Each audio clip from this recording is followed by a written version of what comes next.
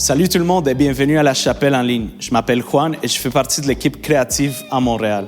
Avant d'aller plus loin, je t'invite à saluer tout le monde dans les commentaires. C'est toujours le fun de savoir qui est avec nous et si c'est ta première fois, fais-le aussi. Ça nous fait toujours plaisir d'accueillir de nouvelles personnes. On est là pour ça en fait. Ce dimanche, le pasteur David Potier apporte le dernier message de la série Espérance et nous aurons aussi des chants de louanges avec la chapelle musique. C'est un bon moment pour inviter tes amis à te joindre à nous. Mais tout de suite, j'ai quelques annonces pour toi. L'équipe de la Chapelle Junior fait un travail extraordinaire semaine après semaine pour aider les enfants à grandir dans la foi. Une façon de le faire sont les vlogs juniors qui sont diffusés les dimanches matins et qui rendent la Bible accessible et vivante. Moi, personnellement, c'est un de mes parties préférées des services en ligne. Ce dimanche, la Chapelle Junior se lance dans l'histoire de la création avec une série intitulée « Les origines ». On regarde un extrait ensemble. De quelles origines parlons-nous? Eh bien, celles de notre univers et celles de notre monde, de la vie telle que nous la connaissons. Et vous l'aurez donc compris, c'est un gros sujet. Gros subject. Ouais, vous l'aurez remarqué, j'aime beaucoup ça loucher.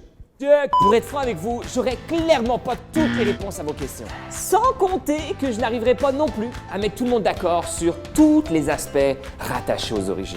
Mais ce que je souhaite par exemple, c'est avec l'aide de Dieu, sa parole et également toutes les découvertes scientifiques faites jusqu'à nos jours, c'est vous encourager à croire que tout ce qui nous entoure n'est pas le fruit du hasard, comme beaucoup le prétendent. C'est l'œuvre d'un Dieu tout-puissant, créateur de toutes choses et pleinement engagé dans cette création. Comme le disait Sylvia Einstein, le hasard, c'est Dieu qui se promène incognito. Je vous présente le professeur Gilbert Frankenstein. Bonjour les enfants. Bravo à toute l'équipe. Ça donne le goût de retomber en enfance ou d'avoir des enfants. Mais la chapelle junior, c'est aussi le dimanche dans nos chapelles locales. Comme le mentionnait pasteur David la semaine passée, nous sommes à la recherche de bénévoles pour appuyer nos équipes de moniteurs à Montréal, Gatineau et Québec. Si ça te parle, remplis le formulaire sur notre site web sur l'onglet « S'impliquer ». C'est tellement enrichissant de faire une différence dans la vie d'un enfant. Là, je veux vous parler de quelque chose qui me tient vraiment, mais vraiment à cœur en tant que responsable de la musique pour 13-18, notre ministère pour les ados. Nos jeunes sont remplis de talent et au cours des derniers mois, ils sont entrepris de faire des reprises des chants de la chapelle musique. Aujourd'hui, nos ados se chargent de la louange. Je vous invite à vous joindre à eux pour un chant suivi du message de David Potier.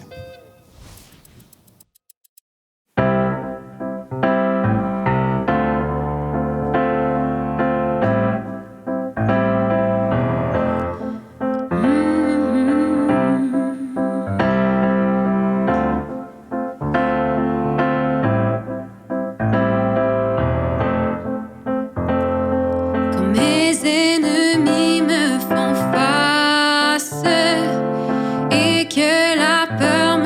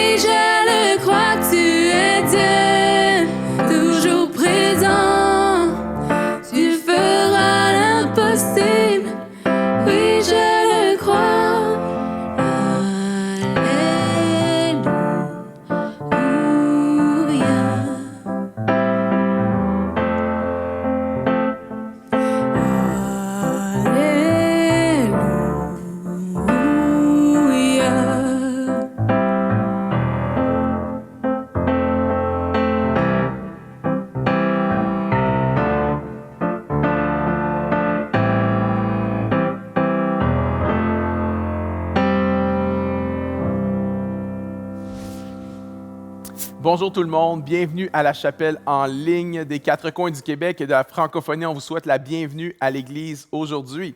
Nous sommes dans une thématique qui s'intitule « L'espérance » et le message d'aujourd'hui, « L'espérance dans nos combats ». Je veux m'adresser aujourd'hui à quelqu'un qui est dans un combat. Je veux m'adresser aujourd'hui à quelqu'un qui pense peut-être abandonner dans son combat. Ce message-là est pour toi. On va lire ensemble une des batailles les plus épiques de la Bible, la bataille de Jéricho dans Josué chapitre 6, verset 1. Jéricho était barré et barricadé à cause des Israélites. Personne ne sortait et personne n'entrait. L'Éternel dit à Josué, « Vois, je livre entre tes mains Jéricho et son roi, les vaillants guerriers. Vous ferez le tour de la ville. Tous les hommes de guerre, vous tournerez autour de la ville une fois. Tu feras ainsi pendant 6 jours. 7 sacrificateurs porteront 7 corps de bélier devant l'arche. Le 7e jour, vous ferez 7 fois le tour de la ville et les sacrificateurs sonneront du corps. Quand on fera retentir la corne de bélier, quand vous entendrez le son du corps, tout le peuple poussera une grande clameur. Alors le rempart de la ville s'écroulera sur lui-même et le peuple montera, chacun devant soi. Verset 10. Josué avait donné cet ordre au peuple. Vous ne crierez pas, vous ne ferez pas entendre votre voix, et il ne sortira pas une parole de votre bouche jusqu'au jour où je vous dirai poussez des clameurs. Alors vous pousserez des clameurs. Verset 14. Ils firent une seconde fois le tour de la ville, le second jour, puis ils retournèrent au camp. Ils firent de même pendant 6 jours. Le 7e jour, ils se levèrent avec l'aurore, et ils firent le tour de la ville dans le même ordre 7 fois. Ce fut le seul jour où ils firent 7 fois le tour de la ville. Verset 20. Le peuple poussa des grandes clameurs, et l'on sonna du corps. Lorsque le peuple entendit le son du corps, il poussa une grande clameur. Le rempart s'écroula sur lui-même, et le peuple monta vers la ville, chacun devant soi. Ils s'emparèrent de la ville. Quelle histoire épique! L'espérance dans nos combats. Ce texte est tellement riche de principes sur comment ne pas perdre espoir dans les batailles qu'on livre dans nos vies. J'aurai à peu près 18 points à vous partager aujourd'hui, mais je vais faire 3 sous-points, puis après ça, 3 points principaux. OK? Ça va aller vite.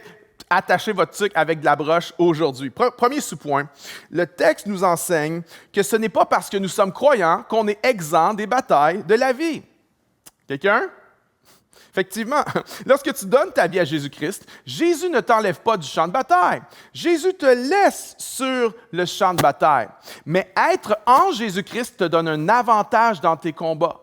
Parce que Dieu est avec toi et parce que Dieu combat pour toi. Ça veut dire que tu n'es pas seul dans tes combats. Ça veut dire aussi que la victoire est assurée dans tes combats. Parce que lorsque nous sommes en Jésus-Christ, on ne se bat pas pour une victoire, mais on se bat à partir d'une victoire. Nous nous battons à partir de la victoire que Jésus a remportée à la croix pour nous. Alors, premier sous-point, c'est pas parce que tu es croyant que tu es exempté des combats. Voici le deuxième.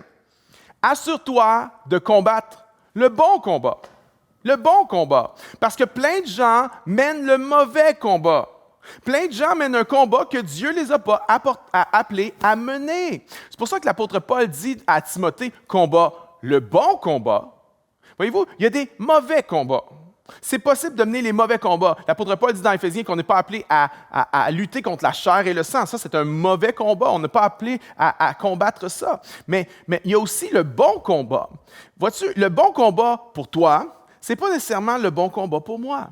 Parce que Dieu nous appelle à des choses différentes. Et dans le texte, c'est clair. L'Éternel dit à Josué, « Vois, je livre entre tes mains Jéricho. » Dieu a dit à Josué, « Voici le combat que j'ai pour toi. » C'est pas Josué qui a dit, « Hey, ça serait tellement une bonne idée d'aller conquérir Jéricho. » C'est pas Josué qui a dit, « Ah, c'est la première étape sur notre route, ça serait logique d'aller là. » Non. C'est Dieu qui a dit à Josué, « Voici ton combat. » Assure-toi de mener un combat que Dieu t'appelle à mener. Il y a plein de gens en ce moment qui mènent des combats que ce n'est pas le tien. Dieu ne t'a pas appelé à ça. Il y a quelqu'un qui t'a aspiré là-dedans ou t'a pensé que c'était ton combat. Ce n'est pas ton combat. Il y a vraiment un contraste dans les Écritures entre la prise de Jéricho et la prise de la ville d'Aï, dans le texte juste après cette histoire-là. Pourquoi? Parce que quand c'était le temps de prendre Jéricho, c'est Dieu qui a dit à Josué, « Vas-y. » Et quand ça a été le temps de prendre la ville d'Aï, c'est Josué qui a dit « On y va. » Voyez-vous, on peut combattre le bon combat, mais on peut aussi combattre le mauvais combat. Assure-toi de mener les combats que Dieu t'appelle à mener, mais tu dis, comment je vais faire pour savoir c'est quoi le bon combat? Premièrement, est-ce que ton combat est en contradiction avec les Écritures? OK, premier indice, première chose. Deuxième chose, est-ce que tu as prié? Est-ce que tu as cherché la face de Dieu? Troisième chose, est-ce que tu as des gens dans ta vie, des gens sages et spirituels? Sages et spirituels. Des gens qui aiment Dieu de tout leur cœur, de toute leur âme, de toute leur force et de toute leur pensée pour te conseiller. Ton leader de 5 à 7, un membre de l'équipe pastorale, un chrétien mature à l'Église peut t'aider à discerner si ce combat-là, c'est ton combat ou si ce n'est pas ton combat. Alors, première leçon, être croyant ne nous exempte pas des combats. Deuxième leçon, assure-toi de combattre le bon combat. Troisième leçon, Dieu aime prendre les choses faibles du monde pour renverser les choses fortes du monde. Ce texte-là est complètement fou, là. C'est une gang d'anciens esclaves, OK? Nouvellement, ça fait pas longtemps là, qu'ils ont été libérés, c'est une génération à peine qui ont été libérés de l'esclavage. Ils ne savent pas vraiment comment se battre et ces gens-là vont aller s'emparer de la ville la plus fortifiée à l'époque, la ville la plus puissante à l'époque. Ça n'a juste aucun sens. Mais Dieu aime prendre des choses faibles du monde pour confondre les choses fortes du monde. C'est ce que Dieu a fait avec David qui a vaincu le géant Goliath. Je suis sûr que Dieu était mort de rire au ciel lorsqu'il a révélé aux anges sa stratégie. « Hey, je vais envoyer le petit David, je vais l'envoyer avec un slingshot, même pas d'armure, un slingshot, 5 pierres, puis il n'utilisera même pas les 5, il va avoir besoin de juste une seule pierre. » Je pense que les anges étaient morts de rire à ce moment-là. Je pense que les anges étaient morts de rire lorsque Dieu a dit « Voici ma stratégie pour Israël pour combattre à Réphidim. On va envoyer Moïse sur le top de la montagne. » Puis quand les mains de Moïse vont être en l'air, le peuple va gagner. Puis quand les mains de Moïse vont baisser, le peuple va perdre. J'imagine les anges qui sont morts de rire sur cette stratégie-là. Mais en fait, lorsqu'on lit la Bible, on s'aperçoit que Dieu aime les underdogs. Dieu aime prendre les choses faibles du monde pour confondre les choses fortes du monde. Dieu aime prendre les choses folles du monde pour confondre les choses sages du monde. En fait, la stratégie la plus folle que Dieu n'a jamais utilisée dans toute l'histoire, c'est quoi? C'est la croix de Jésus-Christ. Et c'est ça que l'apôtre Paul nous dit dans 1 Corinthiens. Il dit ceci, « Car la parole de la croix est une folie pour ceux qui périssent. Mais pour nous qui sommes sauvés, elle est puissance de Dieu. Aussi est-il écrit, « Je détruirai la sagesse des sages et j'anéantirai l'intelligence des intelligents. » Où est le sage? Où est le scribe? Où est le contestateur de ce siècle? Dieu n'a-t-il pas frappé de folie la sagesse du monde? Car puisque le monde, avec sa sagesse, n'a pas connu Dieu dans la sagesse de Dieu, il a plu à Dieu de sauver les croyants par la folie de la prédication. Les Juifs demandent des miracles, les Grecs cherchent la sagesse. Nous prêchons Christ crucifié, scandale pour les Juifs, folie pour les païens, mais pour ceux qui sont appelés, tant Juifs que Grecs, Christ, puissance de Dieu et sagesse de Dieu, car la folie de Dieu est plus sage que les hommes et la faiblesse de Dieu est plus forte que les hommes. Paul dit, même dans ces moments les plus fous, Dieu est plus sage que toute la sagesse des hommes. Dieu aime prendre des choses folles de ce monde pour confondre les choses sages de ce monde. Et Dieu vient avec un plan complètement fou. Voici ce que vous allez faire. Voici ma stratégie pour prendre la ville la plus fortifiée du monde. Vous allez aller là, puis vous allez tourner en silence autour de la ville, une fois par jour, pendant 6 jours.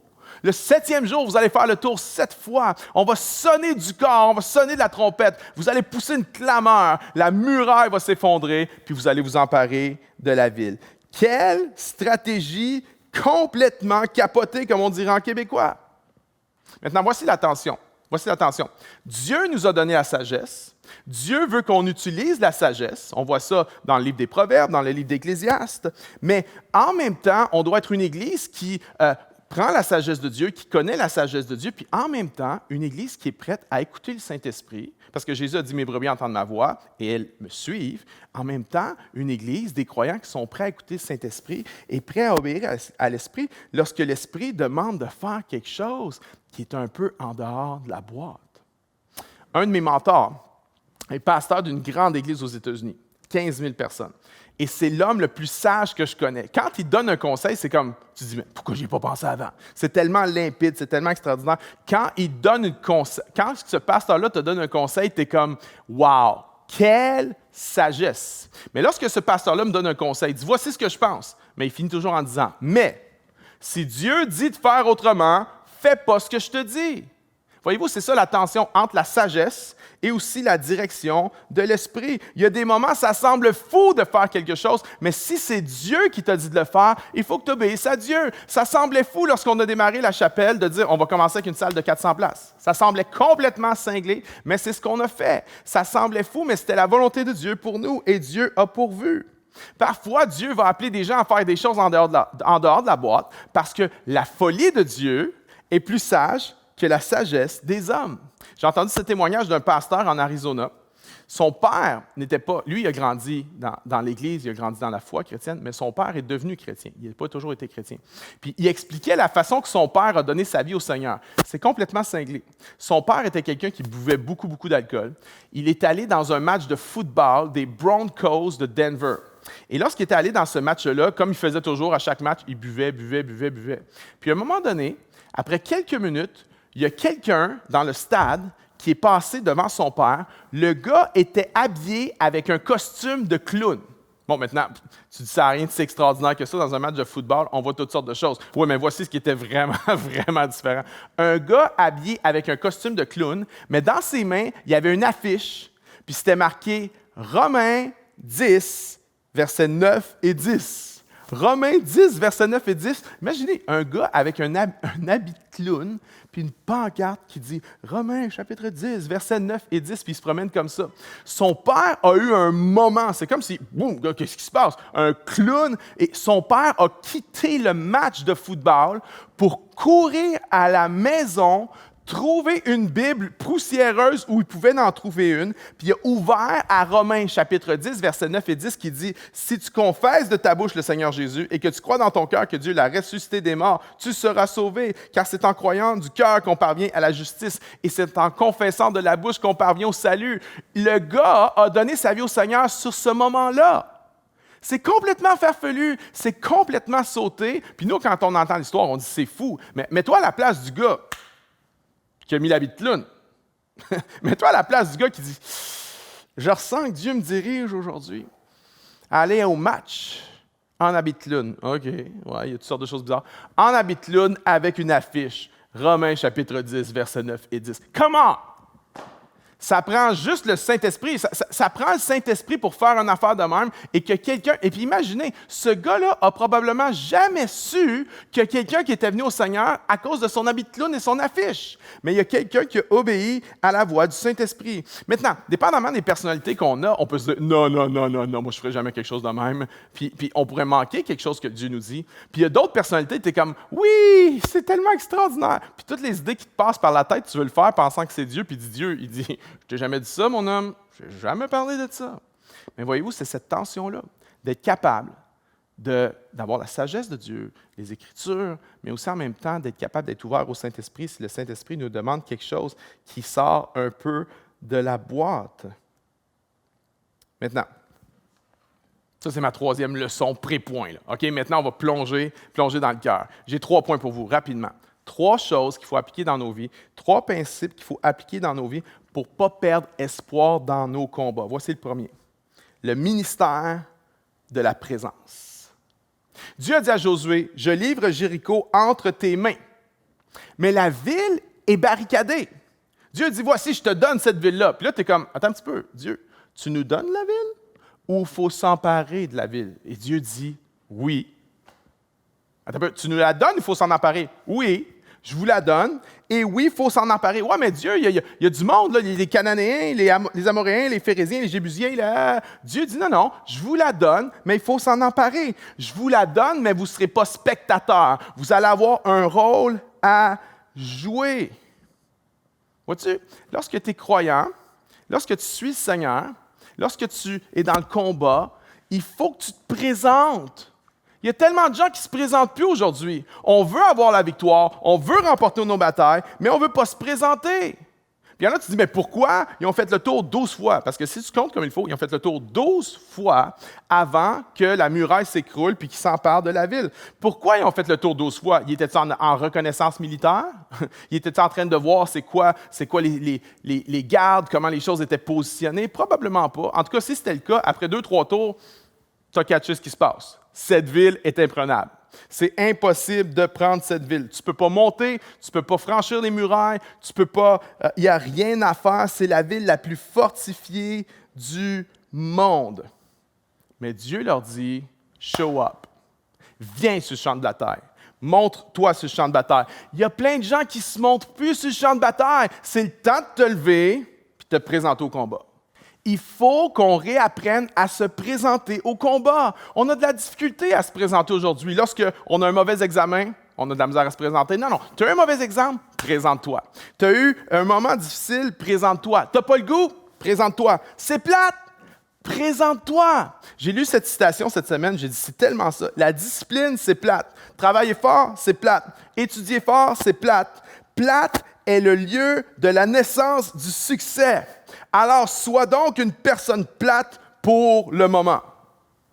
Voyez-vous, il faut apprendre à se présenter en personne. Il faut apprendre à être là. Il faut apprendre à être à l'endroit où on veut voir Dieu agir.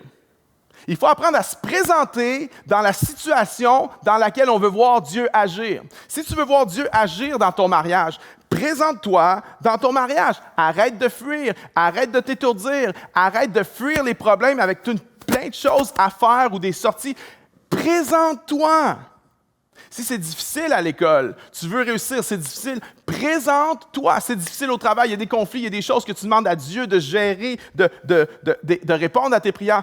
Présente-toi. Arrête de coller malade au travail si tu n'es pas malade. Présente-toi. Tu veux que Dieu agisse dans la vie de tes enfants? Présente-toi. Sois là. Sois présent. Ils ne veulent pas de toi, OK? Sois là quand ils vont vouloir. Change ton horaire pour eux. Ajuste-toi à eux. Présente-toi là où tu veux voir Dieu agir. Et quand tu te présentes, tu vas te rendre compte qu'en arrière-scène, Dieu est déjà en train d'agir dans des choses que tu n'avais pas tout à fait vues. Dieu est déjà à l'action. Il y a une puissance à se présenter. Il y a une puissance à juste show up. Show up. Présente-toi. Présente-toi à l'Église. Pendant des années, là, j'étais tellement démoli émotionnellement que la seule chose que je pouvais faire, c'était de me présenter à l'Église. Je n'étais pas capable de prier. Je lisais ma Bible, ça ne fonctionnait pas. La seule chose que je pouvais faire, c'est de me présenter. Mais il y a une puissance à se présenter. C'est tellement puissant de se présenter. Présente-toi en personne. Présente-toi à l'école. Présente-toi au travail. Présente-toi en prière. Show up pour venir devant Dieu, pour demander des choses. Parce que lorsque tu te présentes en prière, tu viens activer la volonté de Dieu sur la terre. Jésus a dit, quand vous priez, dites, Notre Père, que ta volonté soit faite sur la terre comme au ciel. Donc, au ciel, tout ce qui se passe, c'est la volonté de Dieu. Mais ici, sur terre, il y a plein de choses qui ne sont pas alignées avec la volonté de Dieu. Et Dieu cherche des partenaires pour prier sa volonté, que sa volonté soit faite sur la terre comme au ciel. Mais il faut qu'il y ait quelqu'un qui se présente en prière. C'est pour ça que l'apôtre Jacques a dit, vous ne possédez pas parce que vous ne demandez pas. Vois-tu, il y a des choses qui sont à toi, il y a des choses que Dieu veut pour toi, mais que tu ne te présentes pas. Tu ne les as pas demandées. Tu n'as pas prié, tu n'as pas persévéré. Il y a des choses qui t'appartiennent. Je ne suis pas en train de te mettre un fardeau. Il y a des gens qui prient depuis longtemps, puis tu pries, puis c'est correct. Ce n'est pas de ça que je parle. Si tu continues à prier, tu te présentes. That's fine. Continue, persévère. Lâche pas, abandonne pas. Mais je parle qu'il y a plusieurs d'entre nous, souvent, on ne se présente plus. On ne se présente plus dans la prière. Mais la façon que ça fonctionne dans le royaume de Dieu, c'est qu'il y a des choses qui sont à nous, mais il faut s'en emparer. C'est comme dans le temps des chèques, là. Il y avait des chèques avant. Bon, il y en a, tu ne sais pas c'est quoi un chèque. Fais Google, tu vas voir c'est quoi un chèque. OK? Dans le temps, il y avait des chèques. Et le chèque est à ton nom, le chèque t'appartient, mais pour pouvoir le retirer, pour pouvoir l'avoir en cash, tu devais endosser ton chèque. C'est la même chose dans le royaume de Dieu. Il faut que tu endosses. Il faut que tu viennes mettre ta signature en te présentant pour t'emparer de ce que Dieu a pour toi. Puis c'est pas une affaire de l'évangile de prospérité. Non, non, non, non, c'est pas ça du tout. On va pas là. Mais Jésus a dit des choses comme « Demandez, on vous donnera. Cherchez, vous trouverez. Frappez, on vous ouvrira. » Ça veut dire que si tu ne demandes pas, tu ne reçois pas. Ça veut dire que si tu ne cherches pas, tu ne trouveras probablement pas. Puis ça veut dire que si tu ne frappes pas, on ne pourra pas t'ouvrir. Il faut que tu viennes endosser ton chèque, viens endosser ce qui est à toi. Quelqu'un a dit, je pense que lorsqu'on va se retrouver au ciel, Dieu va nous ouvrir des chambres au trésor, des coffres de trésors avec plein de bénédictions. Dire, regarde cette bénédiction-là. Bénédiction émotionnelle, bénédiction spirituelle, bénédiction intellectuelle, bénédiction dans ta famille, dans tes enfants, dans ton ministère. Puis tu vas dire, mais c'est quoi ça, Seigneur? C'est quoi? Puis le Seigneur va dire, ça, c'est les choses que j'avais pour toi, mais tu n'as pas demandé. Tu n'as pas persévéré à les demander. Présente-toi dans la prière. Présente-toi en personne. Show up. Si tu ne show pas up, tu vas perdre espoir dans le combat. Je crois que Dieu veut nous dire à chacun d'entre nous, j'ai plein de bénédictions pour toi, il y a plein de choses pour toi, mais continue à te présenter. Puis se présenter, ce n'est pas glamour. C'est pas « Wow, il se présente, bravo ». Il n'y a personne qui t'applaudit pour te présenter. Mais j'aimerais dire ceci, je crois vraiment de tout mon cœur que le ciel applaudit lorsqu'on se présente. Je crois que le Seigneur est comme « As-tu mon fils? Yes. As-tu ma fille? Elle se présente. Ah, elle n'avait pas le goût un matin de se présenter. Elle n'avait pas la force un matin, mais elle a puisé en moi les ressources pour se présenter. Je suis tellement fier de ma fille. Je suis tellement fier de mon fils.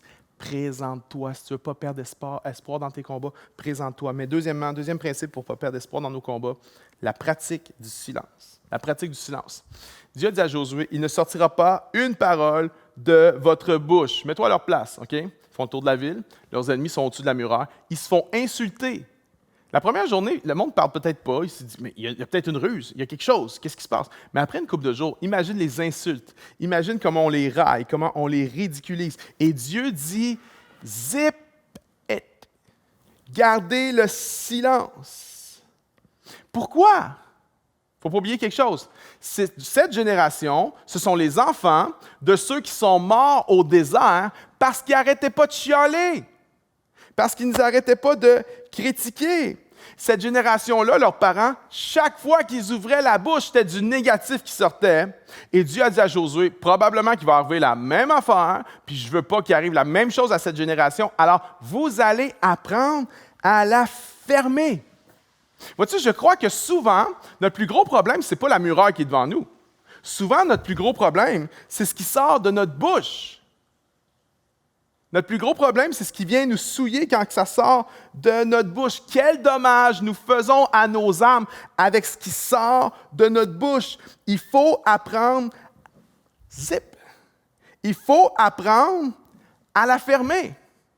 Un des plus grands signes de maturité spirituelle, émotionnelle, savez-vous c'est quoi? C'est la capacité de ne pas toujours dire nos pensées et notre opinion sur tout.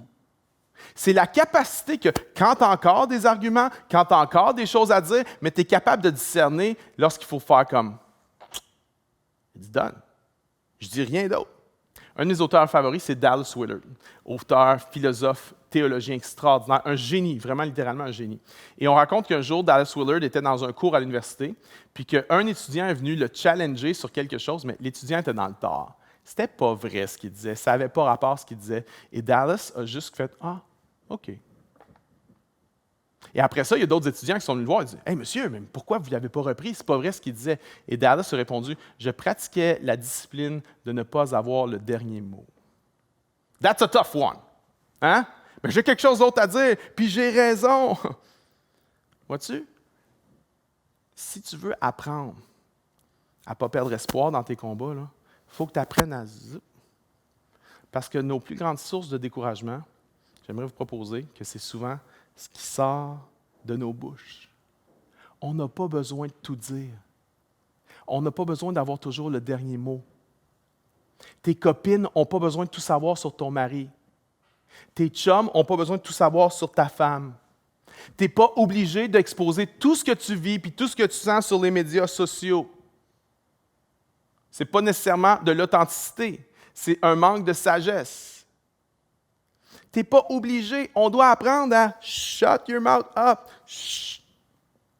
Jacques a dit, ta langue, c'est comme un gouvernail qui va diriger ta vie, puis c'est un tout petit membre, mais ça peut faire changer de cap un gros navire. C'est ça, la langue. Attention, attention. Il y a des batailles que tu es en train de perdre en ce moment parce que tu n'as pas appris. Il y a des choses qui n'arrivent pas dans ta vie en ce moment parce que tu n'as pas appris. Attention à ne pas t'entourer de gens qui vivent dans la critique, dans « j'aurais fait mieux », dans « c'est pas la bonne affaire », c'est pas attention à t'entourer de chrétiens qui sont tombés dans ce piège-là de fiel amer. Puis as-tu remarqué, souvent, il y a des chrétiens, ils n'ont rien en commun, mais s'ils se trouvent quelque chose en commun à chialer, ils vont se mettre ensemble jusqu'à temps qu'il n'y ait plus à chialer sur cette chose-là, puis après ça, ils vont faire pff, ils vont se mettre à chialer les uns par-dessus les autres, les uns contre les autres. Attention, il y a des batailles, là, que tu ne pourras pas remporter si tu n'apprends pas à zip. Puis là, quand je parle qu'il ne faut pas parler, je ne suis pas en train de dire qu'il ne faut pas dire les vraies choses. Je ne suis pas en train de dire qu'il faut laisser aller des choses qui doivent être exposées. Non, ce que je suis en train de parler, c'est la médisance, la critique. Parler à quelqu'un alors que ce n'est pas la bonne personne à qui tu es en train de parler. Je suis en train de parler de ventiler. C'est très dangereux, ventiler. Hein? Ventiler peut te faire perdre ta job. Ventiler peut te faire perdre ton mari, ta femme. Ventiler peut te faire perdre des opportunités extraordinaires que Dieu a pour toi. Puis il n'y a pas aucun commandement dans les Écritures qui dit « tu ventileras ». Hein? Il n'y a pas ça. Non, non. Attention, attention. Moi, j'appelle ça ouvrir la porte de l'enfer. Si tu es un peu colérique, surtout là, lorsque tu commences à parler puis à chialer, puis il y a l'affaire, là, t'en parles, puis tu penses que ça va te calmer d'en parler. Tu penses qu'après ça, tu vas te sentir mieux. T'as-tu remarqué que tu ne te sens pas mieux? T'as-tu remarqué que si tu n'en parles pas à la bonne personne, tu ne vas pas te sentir mieux? Si tu n'en parles pas à la bonne personne, ça va être pire. Tu vas être plus en colère, tu vas être plus fâché. J'appelle ça ouvrir la porte de l'enfer. Puis tu dis, je vais ventiler, je vais me sentir mieux. Puis là, c'est comme si, alors que tu es en train de ventiler, là, c'est comme si encore plus de colère, encore plus de frustration, encore plus de... La porte de l'enfer vient d'ouvrir. Attention, tu ne pourras pas remporter les combats, tu ne pourras pas persévérer dans tes combats si tu n'apprends pas à juste zip. Combien de batailles dans ma vie je ne suis pas capable de remporter parce que je n'ai pas appris la discipline du silence? Combien de combats, de batailles tu vis présentement là, qui pourraient être remportés là, en quelques jours, en quelques heures, si tu apprenais à bénir au lieu de chialer. Les gens qui ne perdent pas espoir dans leur combat, c'est des gens qui apprennent à se présenter au combat. C'est des gens qui apprennent à pratiquer leur silence. Bon, puis se présenter, c'est quand tu n'as pas le goût de te présenter. C'est facile de te présenter quand tu as le goût. Non, se présenter quand tu n'as pas le goût de te présenter. Hein? Pratiquer le silence quand tu n'as pas le goût de le pratiquer. Mais troisièmement, c'est des gens qui apprennent la discipline de la persévérance. Ça dit, tournèrent autour de la ville et rentrèrent au camp, une fois par jour, pendant 6 jours. Et qu'est-ce qui se passe? Rien. Ils tournent en rond, il ne se passe rien. Bon, ça a l'air fou. Tu es d'accord avec moi? C'est dur de persévérer dans quelque chose qui semble ne pas avoir d'impact, qui semble rien changer. C'est difficile. Pourtant, c'est Dieu qui leur a dit de mener ce combat-là. Puis tu es peut-être dans un moment comme ça. Dieu t'a demandé de faire quelque chose, tu ne vois pas de fruits, tu ne vois pas de résultats, tu ne vois pas d'avancement, puis tu es comme... Moi, j'imagine la gang, OK, une journée, tu tournes autour, OK, peut-être, on est fébrile, on attend de voir qu'est-ce qui va se passer. Mais après 3 jours, OK, après 3 jours, si je connais la nature humaine comme je la connais, je peux te garantir qu'après 3 jours, il y a quelqu'un qui est comme... Sérieux? Combien de temps qu'on va faire ça encore? Ça fait 3 jours qu'on tourne autour de la ville, puis il ne se passe rien. Il n'y a même pas une brique qui est tombée. Puis en plus, il faut se mettre dans le contexte. Eux, leur camp est à Gilgal, OK? Ça veut dire quoi? Ça veut dire qu'ils se lèvent le matin, ils s'habillent, ils portent leurs armes, ils marchent 10 km jusqu'à Jéricho, ils font le tour de la ville une fois, ça prend à peu près 2 à 3 heures, puis après ça, ils font encore 10 km de marche pour rentrer au camp. Ils font ça à chaque jour pendant 6 jours. Le monde, à un moment donné, sont comme, pendant combien de temps on va devoir faire ça? Sais-tu quoi? C'est pas la bonne question. La bonne question, c'est pas pendant combien de temps tu vas devoir faire ça. La bonne question, c'est est-ce que Dieu t'a demandé de faire ça? Continue à le faire. Parce que quand Dieu nous demande de faire quelque chose, le seul moment où on peut arrêter, c'est quand Dieu dit « arrête ». Quand Dieu dit « arrête », t'arrêtes. Mais tant que Dieu n'a pas dit d'arrêter, tu continues à avancer. C'est leur foi qui était testée, c'est leur obéissance qui était testée, c'est leur persévérance qui était testée à ce moment-là. J'aimerais dire, ne lâche pas. Ne lâche pas. Même si tu es frustré, même si tu as l'impression que ça n'avance pas, est-ce que Dieu t'a demandé de le faire? Oui, marche, avance. Ouais, mais là, ça ne se passe pas comme j'ai prévu. Est-ce que Dieu t'a demandé de le faire? Oui, marche, avance. Ouais, mais là, tu as l'affaire. Est-ce que Dieu t'a demandé d'arrêter? Non, marche, avance, marche, marche, marche. Pourquoi? Parce que Dieu, c'est pas Netflix. Dieu, c'est pas je demande, sur demande, j'ai exactement ce que je voulais. Non, non, non. Avec Dieu, il faut persévérer.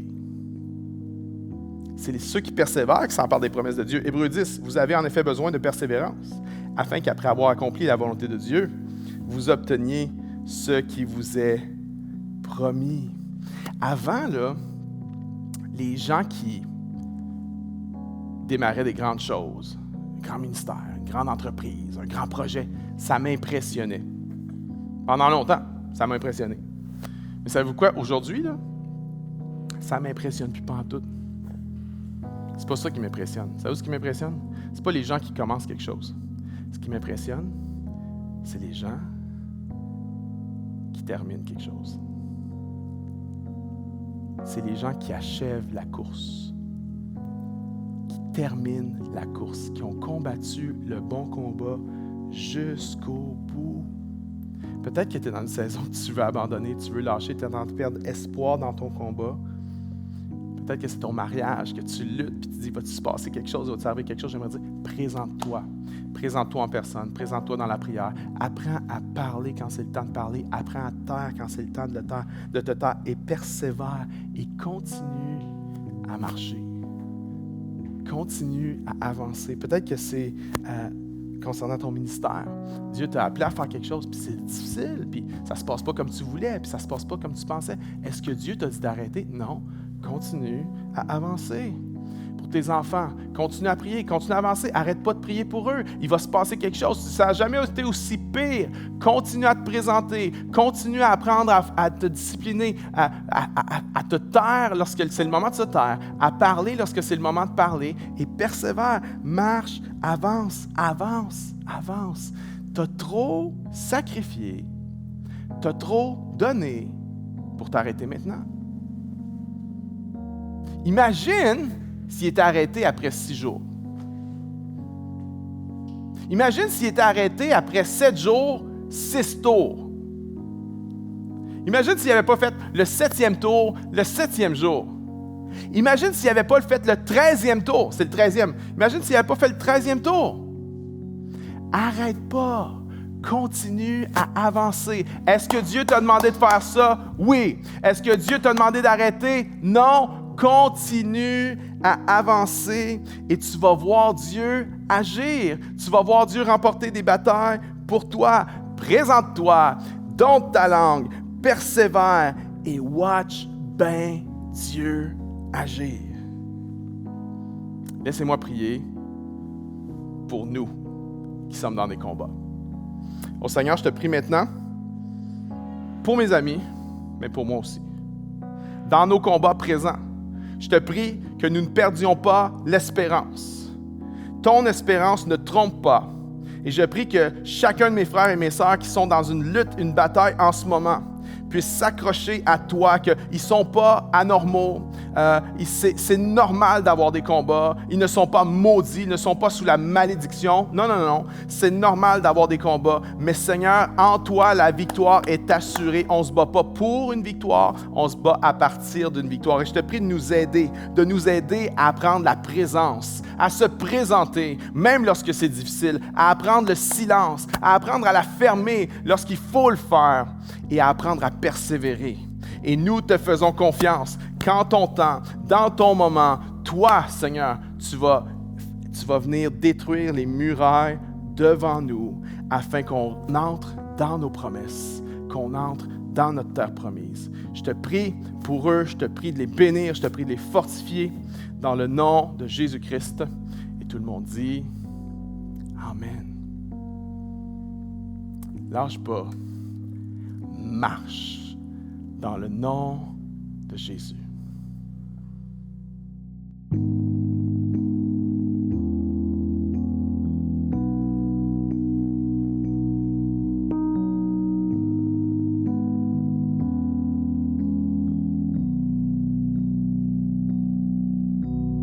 Quand tous mes rêves se sont envolés et que l'espoir se conjugue au passé, dans le néant et dans l'attente, ma foi faiblit, je m'impatiente. Oh Dieu, je prie, viens apaiser mon âme. Parfois la vie ne fait plus aucun sens. Tout accélère, mais plus rien n'avance.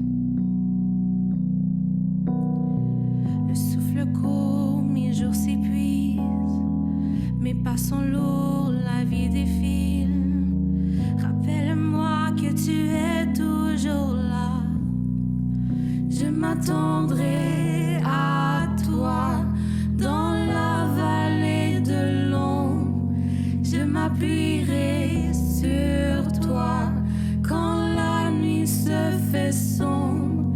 Même si je ne le vois pas, ma confiance est en toi. Je m'attendrai à toi, à toi, à toi.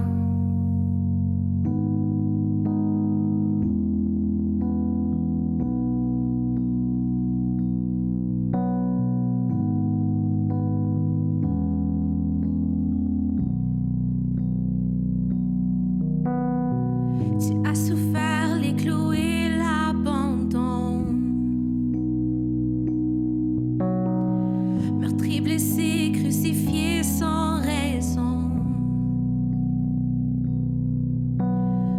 Le souffle court, ta voix s'écrie. Tout est fini et accompli. Sur la croix, tu me portais déjà. Sur la croix, tu m'apportais déjà. Je m'attendrai à toi dans la vallée de l'ombre.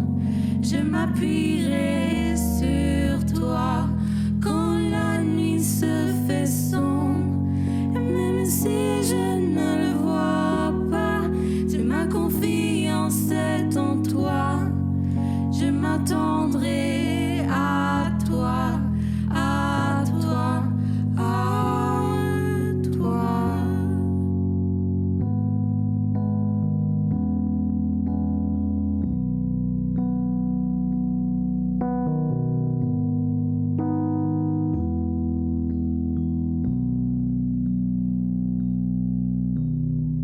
Entre tes mains, je m'abandonne. Mes lendemains, Jésus, je te les donne. Dès aujourd'hui, tu me soutiens. Tu tiens ma vie, tu connais mon destin. J'espère en toi, j'espère en toi. Je te suivrai, peu importe tes voies.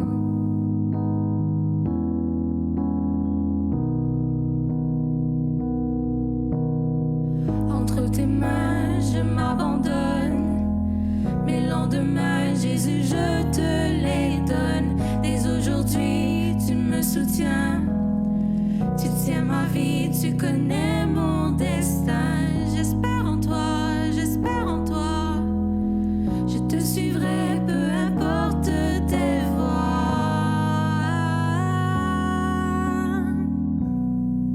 Je m'attendrai à toi dans la vallée de l'ombre.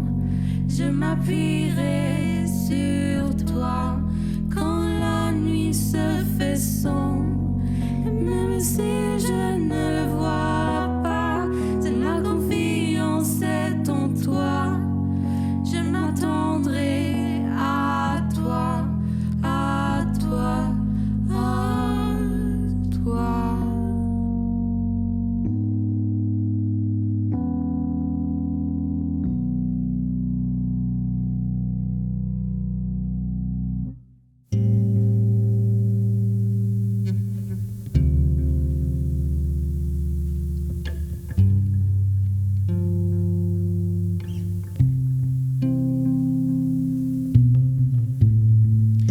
donné le goût de vivre, la force de continuer. Je sais que maintenant je suis libre, je veux le raconter. Je sais que sans toi je suis vide, rien ne peut me combler. Ces illusions de monde aride, je veux m'en détourner, sachant que tu es là. Je m'appuie sur tes promesses jusqu'au bout. Je veux te suivre jusqu'au bout. Je veux te suivre jusqu'au bout. Je veux te suivre jusqu'au bout. Je veux te suivre. Tu es la passion de ma vie. Mon rêve c'est te servir. De ta main on ne peut me ravir. En toi je suis blotti. Les mots me manquent pour te dire je t'aime tellement. Une prière ne peut décrire la gloire de Dieu si grand. Sachant que tu es là, je m'appuie sur tes promesses jusqu'au bout. Je veux te suivre jusqu'au bout. Je veux te suivre jusqu'au bout. Je veux te suivre jusqu'au bout. Je veux te suivre. Tu es la passion de ma vie. Mon rêve c'est te servir. De ta main on peut me ravir. En toi je suis blotti. Tu m'as inspiré à te suivre dans le chemin droit. Les mots me manquent pour te dire je t'aime tellement. Sachant que tu es là, je m'appuie sur tes promesses jusqu'au bout. Je veux te suivre jusqu'au bout. Je veux te suivre jusqu'au bout. Je veux te suivre jusqu'au bout. Je veux te suivre.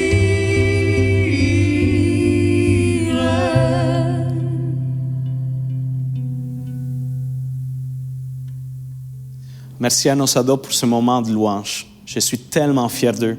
Si tu veux écouter les autres chants repris par 1318, tu n'as qu'à aller sur la chaîne YouTube de la Chapelle. Merci aussi à Pasteur David pour ce message. Pour garder espoir dans nos batailles, c'est super important d'être bien entouré. Et la Chapelle te donne plusieurs façons de le faire. Il y a nos 5 à 7, nos petits groupes qui se rencontrent en semaine pour échanger sur la parole de Dieu et la rendre plus vivante dans nos vies. On a des groupes dans toutes les villes où on a une chapelle et même ailleurs. Et tous les dimanches, on se connecte virtuellement dans l'after tout de suite après la réunion. C'est un moment pour discuter du message et connecter avec des gens qui suivent la chapelle d'un peu partout au Québec et en francophonie. Tu trouveras le lien pour te connecter sur notre site web sous l'onglet After. Bien entendu, il n'y a rien comme se voir en personne le dimanche dans une de nos chapelles. Que ce soit à Montréal, à Gatineau ou à Québec, on t'invite à te joindre à nous pour écouter le message de nos pasteurs, louer Dieu et vivre pleinement le corps de Christ ensemble. Merci à tous ceux qui donnent semaine après semaine. C'est grâce aux dons qu'on reçoit qu'on peut vivre l'Église ensemble toutes les semaines, que ce soit en ligne ou en personne. Si tu appelles la chapelle ton église, je t'invite à donner ta dîme de façon régulière. Tu peux donner de façon automatique en allant sur notre site web ou notre application mobile. C'est facile, sécuritaire et ça nous permet de faire une différence autour de nous. Merci énormément d'avoir été là aujourd'hui. La semaine prochaine, c'est le pasteur Jean-Philippe Baudry de la Chapelle Québec qui va nous apporter le message. Mais tout de suite, on se voit dans les afters.